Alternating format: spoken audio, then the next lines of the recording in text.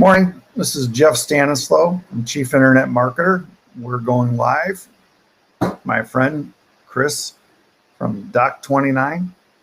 So I think this is supposed to start right now at 11 a.m. and here I am. So no countdown, no timer, just me.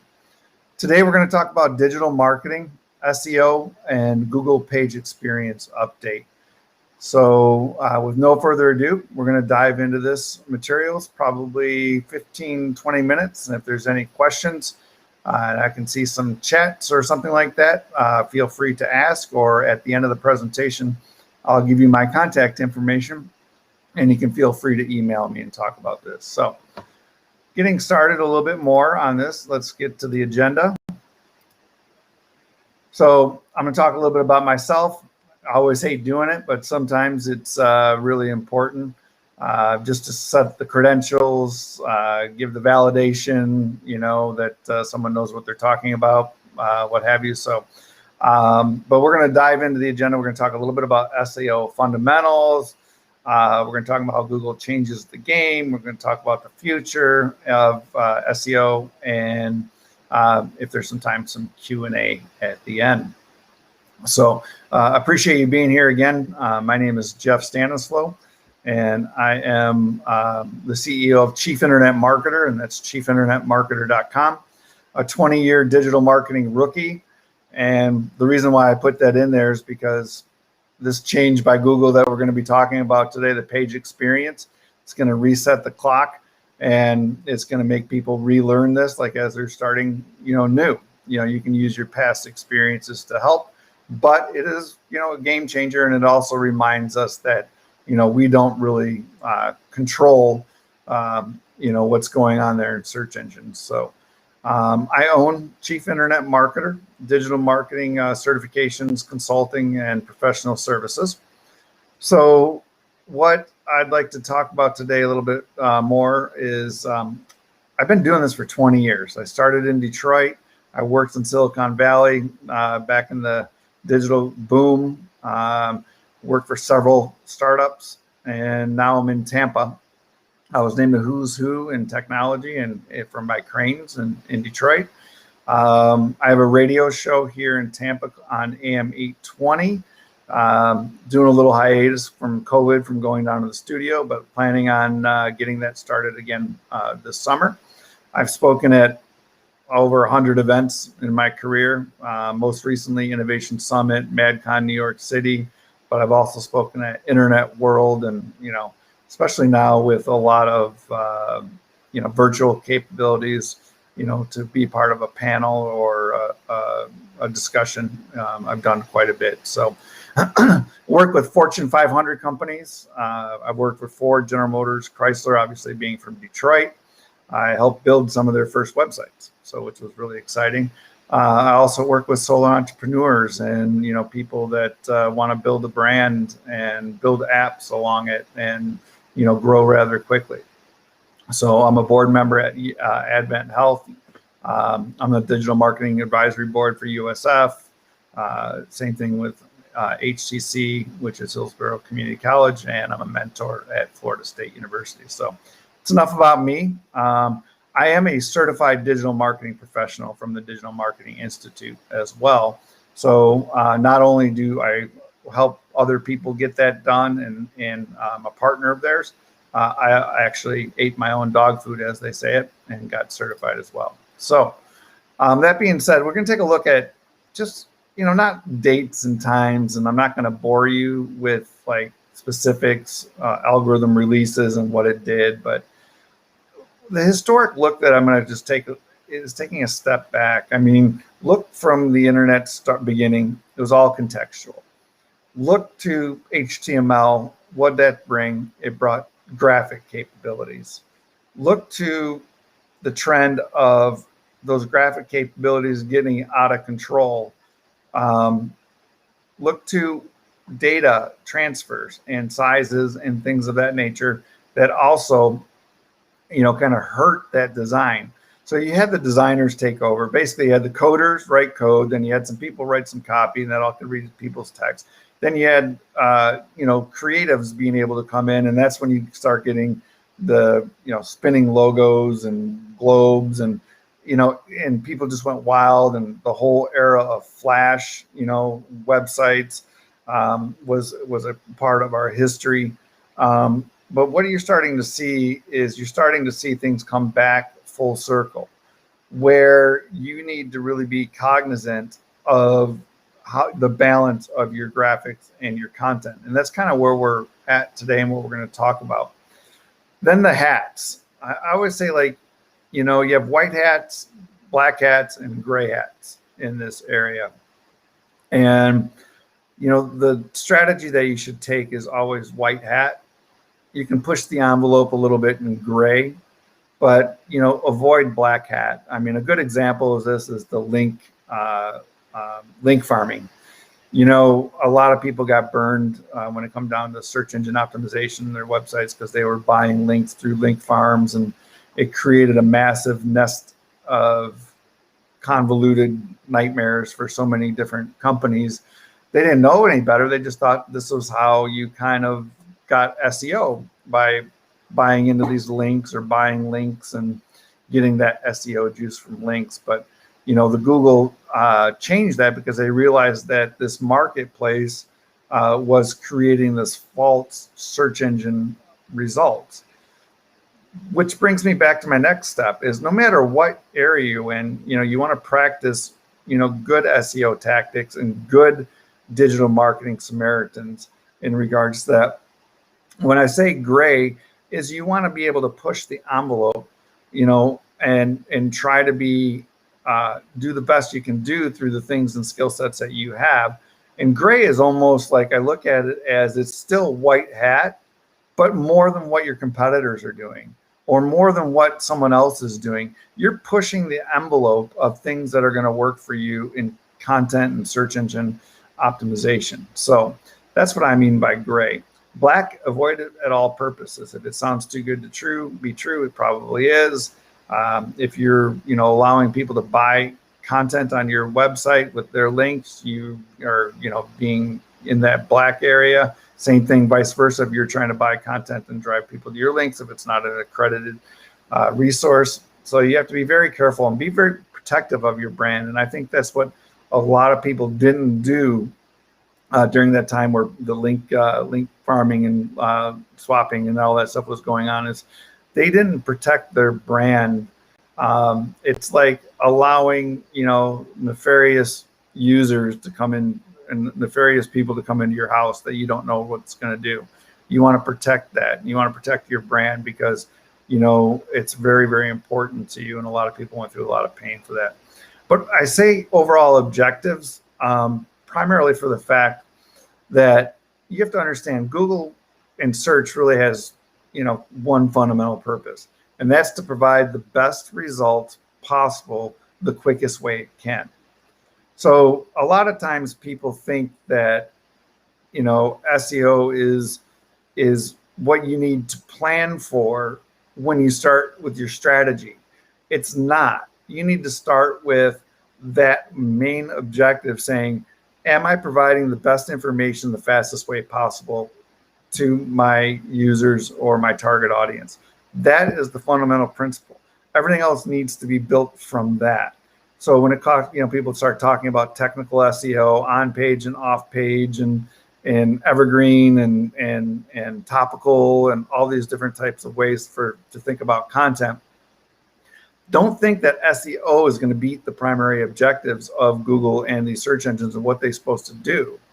You use those to kind of build off the fundamentals. So if you're building something that is not focused to provide relevant information and get it to the fastest way possible, then you're doing yourself an injustice, because that's against the stuff. You're spending a lot of money in just building out your technical SEO pages, but your content is not relevant, and your content is not deep enough, and your content is not broad enough, and you don't spend the time doing things like that to make it better, unpack your content and really start thinking about the value proposition, then you're just really just kind of like, spinning your wheels, because if you don't have enough content, then it doesn't really matter all the technical on-page SEO that you do because Google is going to look at it and it's going to see these things and it's going to see not a lot of content, and it's going to kind of not say ding you, but it's actually not going to give you the search engine credibility that you're looking for.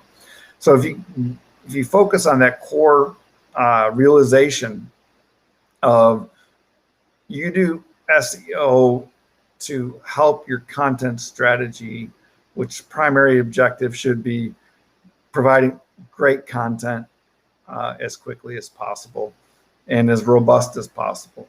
So if you start looking at your content marketing strategy before you look at SEO, it's really important, making sure that you're, using in videos and embedding them properly and tagging things properly, and then taking a topic that you might want to talk about and unpacking it where, you might have spin-offs of that content that drills in deeper to the subject matter.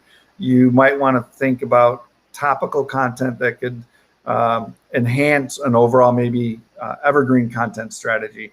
So a good example is I have a client that does hurricane insurance. So if you think about it, we have strategies that can talk about evergreen preparation for hurricanes, for your home. That's kind of evergreen. But we unpack that into preparations for your home, preparations for your business, preparations for your automobile, preparations for all this stuff, and everything's about preparing for hurricanes. And you can see where this kind of fosters into a big unpacking of one core subject.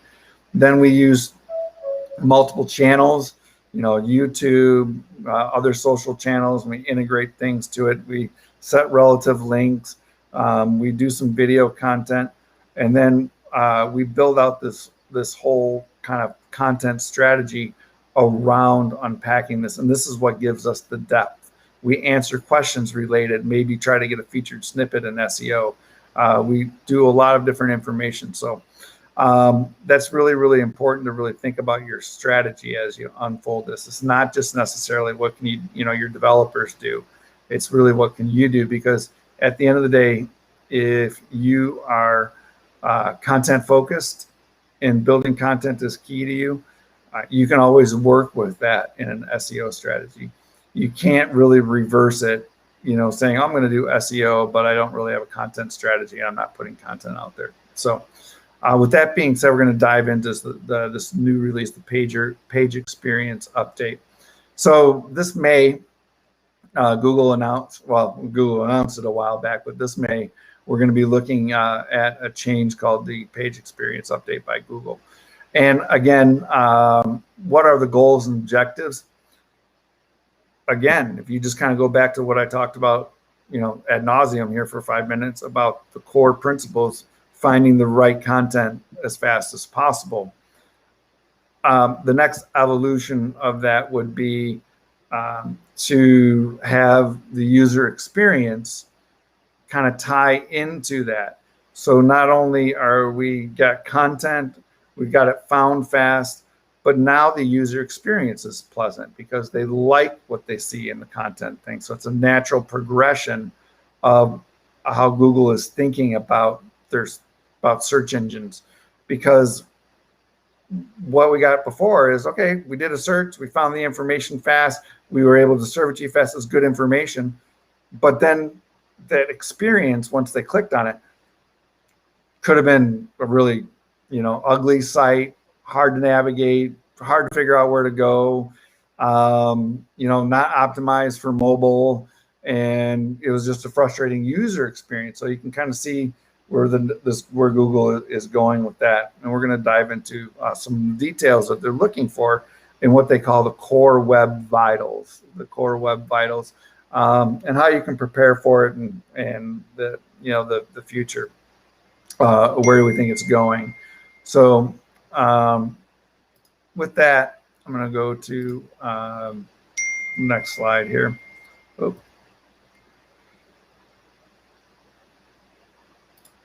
So the core web vitals are kind of made of this grouping that is adding on to some of the other vital information that Google looks for. So they're going to look at how fast things are loading, basically your site speed. They're going to look at interactivity. Are people finding what they're looking for and clicking and going into more? And they're going to look for visual stability. And we'll dive into these in a little bit more, but this core Web Vital package is kind of creating that next step, and that's the user experience after the search result. Because what they want to do is they want to make sure that the website that they're sending them to is good, is fast, is relevant. And one of the good things one of the things I think you can really, really understand about this is that visual stability aspect. Your browser experience, whether you're going to a site from their mobile website or you're coming in from a mobile device or you're going in through a desktop device, things start shifting all over the place. I'm sure everybody's had the experience where you're on your mobile device and all of a sudden you're getting ready to click something, then the page shifts and it's a frustrating experience. And basically that's in essence what this visual stability is they don't want that to happen. They don't want shifts. They don't want page changes. They want that continuity and consistency, and they want the buttons to stay the same and not move because you're using a responsive website that is not optimized for mobile, and then you're loading it on mobile and then shifts are delayed and all that, because that's really part of the experience, because it's a frustrating experience when you're going to click on something on a mobile device or even a desktop for that device and something moves on you because something else loaded in the page. So as you take a look at that, so we're going to define this a little bit further. The LCP, if you kind of look at it, this is the largest contentful paint. This is a time frame which you kind of like are reasonable for the page to load. Obviously, it's going to start loading fast, but this is kind of where people are looking at. And like if you're less than 2.5 seconds for main content being completed, it's fine. You start getting over 4 seconds, you're in the red, people are leaving. It's not a good user experience. So think to yourself, I always say, hey, how long would you wait for a web page to load?